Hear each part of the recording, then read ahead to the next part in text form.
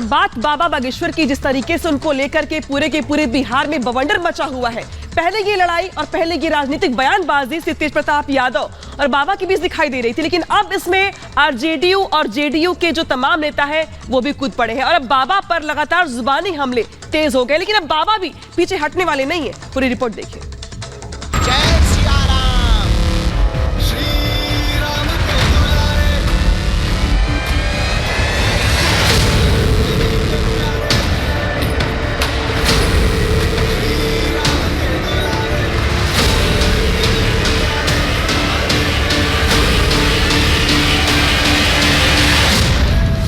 बिहार के लोग बड़े भोले भाले होते हैं। धन्य है बिहार, यहाँ भक्ति की है बहार।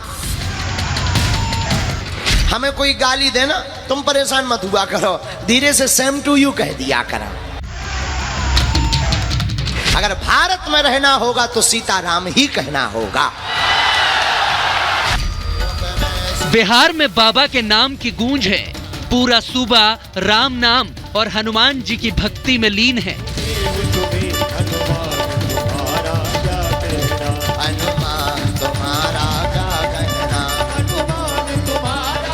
करुणा निधान रहुआ जगत के दाता है। करुणा निधान रहुआ जगत के दाता है। करुणा निधान। बाबा हिंदू राष्ट्र के हुंकार भर रहे हैं। सनातनियों को एकजुट करने का आह्वान करने में लगे हैं, तो उनके विरोधी पग पग पर बाबा से पंगा लेने की ठान चुके हैं।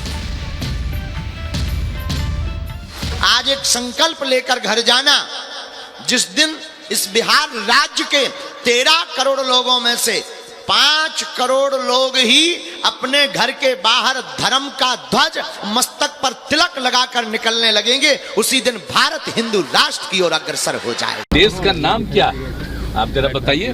तो देश का नाम है, उसको बदलिएगा। हमको तो कुछ आश्चर्य होता है कि सबकी क्या जरूरत है बोलने की। अरे किसी भी धर्म को मानिए, अपने ढंग से करिए, उसमें कौन रुकावट है। हमको तो आश्चर्य लगता है कब ये संभव है, कोई कर सकता है। बाबा ऐलान करते हैं तो बिहार में नीतीश उनके प्लान को नाकाम करने में लगे हैं। तभी तो बाबा के बिहार आने से पहले ही नीतीश ब्रिगेड बाबा के विरोध में झंडा बुलंद करने लगी थी। लेकिन पटना में बाबा की शानदार एंट्री और उनके भक्तों का सैलाब देखकर सारे विरोधी हक्के बक्के रह गए। ये भक्तों की भीड़ है, पूरा पंडाल खचाखच भरा हुआ है, भजन गाए जा रहे हैं, गर्मी बेतहाशा है, तकरीबन 42 से 44 डिग्री टेम्परेचर है, लेकिन फिर भी लोगों का उत्साह कम नहीं हो रहा है। बिहार की राजधानी पटना में बागेश्वर धाम के आचार्य धीरेन्द्र शास्त्री की हनुमंत कथा का चौथा दिन था, जिसमें भी लाखों की संख्या में लोग जमा हुए।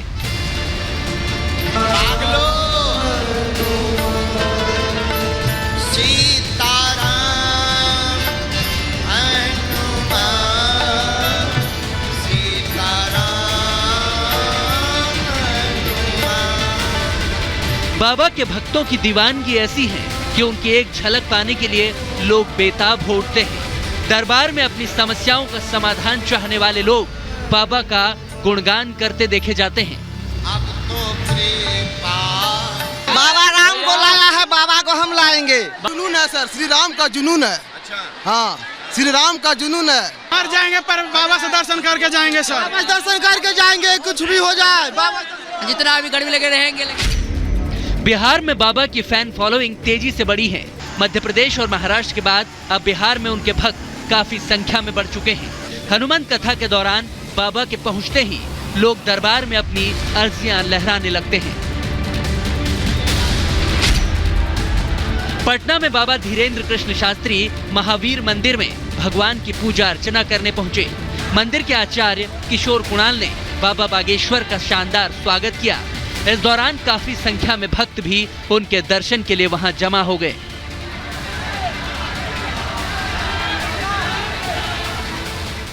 कल जहां यहाँ दिव्य दरबार के साथ साथ हनुमंत कथा के साथ साथ दिव्य दरबार भी बाबा बागेश्वर ने अचानक से लगा दिया था, लोगों को सरप्राइज कर दिया था। हालांकि उन्होंने ये भी कहा कि हम तो चाहते थे कि भीड़ कम हो जाए, लेकिन भीड़ वैसी की वैसी बनी रही। और हालांकि कल उन्होंने दिव्य दरबार लगाया था और आज भी सिर्फ उनकी एक झलक पाने के लिए, सिर्फ बाबा बागेश्वर की एक झलक पाने के लिए यहाँ पर जो उनके भक्त हैं बेहद उत्साहित नजर आ रहे हैं। बाबा जब से बिहार आए हैं उनके भक्तों के मुताबिक उन्होंने गर्दा उड़ा रखा है। ऐसे में बागेश्वर बाबा के दरबार को लेकर राजनीति भी खूब हो रही है, लेकिन लालू प्रसाद यादव और उनके बेटे तेज प्रताप यादव बाबा को ना पहचानने का दावा कर रहे हैं। बाबा बागेश्वर को रोका क्यों नहीं?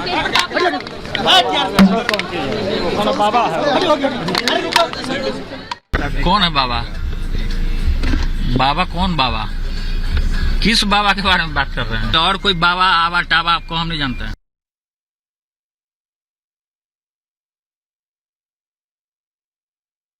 से पागल कहते हैं और इसी बात को लेकर तेज प्रताप यादव ने उनका विरोध किया और लालू के बेटे और नीतीश सरकार के मंत्री ने फिर बाबा पर निशाना साधा। अरे तो कार्यक्रम चल रहा है, तो कार्यक्रम में कितना लोग बीमार पड़ रहा है। जो आयोजक जो व्यवस्था किया है, आप देख रहे हैं कि पूरा, और जो बाबा है पूरे बिहारियों को गाली देने का काम किया है वो बाबा के भक्त लाखों की संख्या में हैं। लोग सनातन को बेहतरी से समझ रहे हैं और गर्व के साथ ही अपने धर्म का सम्मान कर रहे हैं।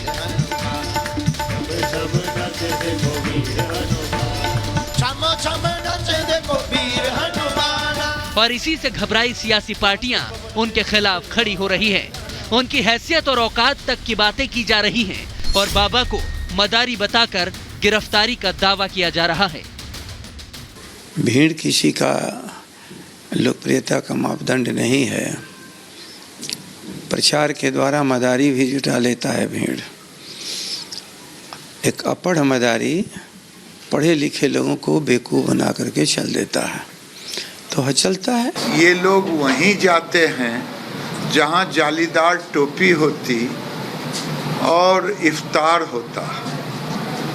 वो हनुमंत कथा में वोट नहीं है।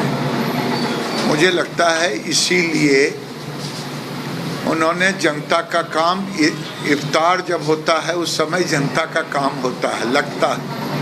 बाबा के विरोध में सिर्फ आरजेडी और जेडीयू ही नहीं है, बल्कि धीरेन्द्र शास्त्री के हुंकार से कांग्रेस के नेता भी परेशान हैं। बिहार से लेकर झारखंड तक उनको चैलेंज करने की कोशिशें हो रही हैं। इस बाबा को कहूँगा कि अपने मंच पर आप अल्लाह अकबर का नारा लगाइए, ठीक है? जैसे इरफान अंसारी हर जगह बजरंग बली का नारा लगाता है। सुना आपने, कांग्रेस के विधायक चुनौती दे रहे हैं, लेकिन बाबा अपने विरोधियों के बयानों पर भी उनको सीधा सीधा जवाब नहीं देते, मगर चुटकी लेते हुए विरोधियों को बाबा जरूर जवाब देते हैं और कहते हैं भारत में रहना होगा तो सीताराम कहना होगा। अगर भारत में रहना होगा तो सीताराम ही कहना होगा। विरोध और समर्थन के बीच बाबा की हनुमान कथा और उनके कार्यक्रम का अब समापन होने वाला है। बाबा ने ऐलान किया है कि गया में 29 सितंबर को फिर से दरबार लगाया जाएगा। यानी हंगामा और सियासत करने वाले कितनी भी कोशिश कर लें, बाबा रुकने वाले नहीं हैं। Bureau report, Republic Bharat.